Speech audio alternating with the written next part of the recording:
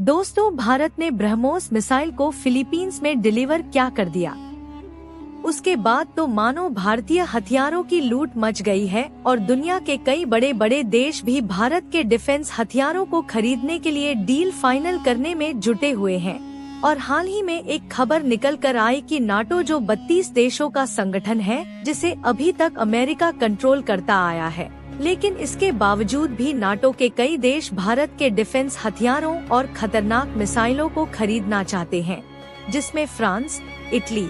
Canada और UK जैसे कुछ देश हैं, जो कि ब्रह्मोस जाति एडवांस सुपरसोनिक मिसाइल के अलावा एयर डिफेंस सिस्टम जैसे अन्य हथियारों को खरीदना चाहते हैं। और नाटो में शामिल देशों, दोस्तों, भारत के अलावा चीन का एक पड़ोसी देश वियतनाम भारत की ब्रह्मोस जैसी खतरनाक मिसाइल की ताकत को देख उसे खरीदने की डील को फाइनल करने में जुटा हुआ है। और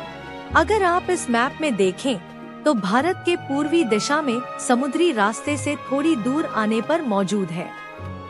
वियतनाम, जो कि चीन का पड़ोसी देश है। और चीन के साथ इनके रिलेशन में हमेशा से खटास चलती रहती है और दुनिया के कई देशों में जिस तरह से युद्ध का माहौल बन रहा है, भविष्य में चीन उनके लिए खतरा न बन सके, इसलिए वियतनाम भी अपनी डिफेंस सिक्योरिटी को बढ़ाने में जुटा हुआ है।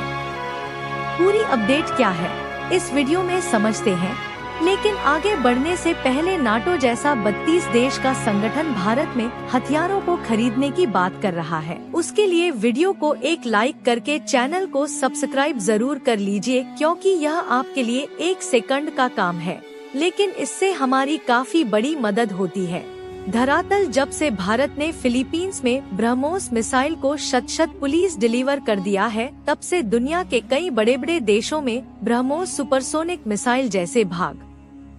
हथियारों की चर्चाएं चल रही है। और सोचने वाली बात यह है कि भारत ने फिलीपींस में ऐसे समय पर ब्रह्मोस सुपरसोनिक मिसाइल को भेजा है, जिस समय दुनिया के कई देशों में युद्ध का माहौल छाया हुआ है। और देखा जाए तो इस समय 3 विश्व युद्ध चल रहे हैं, जिसमें ईरान और इजरायल का युद्ध दिन पर दिन और भी ज्यादा घातक होता जा रहा है, जिससे लगभग सभी देश ज्यादा से ज्यादा संख्या में हथियारों को खरीद रहे हैं, ताकि आने वाले समय में जब कोई भी देश युद्ध में लिपटे तो वह किसी भी देश से कमजोर ना पड़े। और ऐसे समय पर यह देश भारत पर हथियारों को खरीदने के लिए अपने हाथ को आगे बढ़ा रहे हैं,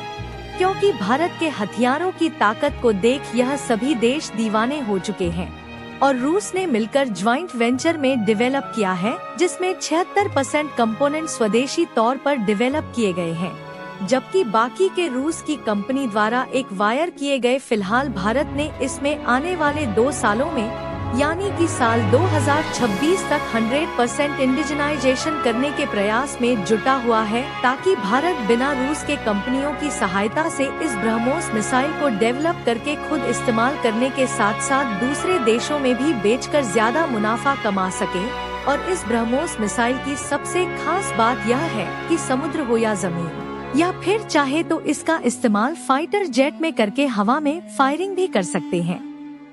यानी कि यह ब्रह्मोस मिसाइल ताकतवर होने के साथ साथ नेवी, एयर फोर्स और आर्मी तीनों तरह की मिलिट्री के लिए डेवलप किया गया है। और भारत के डिफेंस हथियारों को जिस तेजी के साथ दूसरे देश खरीद रहे हैं, इसी तरह से खरीदते रहे तो आने वाले 2-4 सालों में भारत का डिफेंस एक्सपोर्ट लगभग 50,000 करोड़ रुपए को क्रॉस कर जाएगा, जो कि भारत के लिए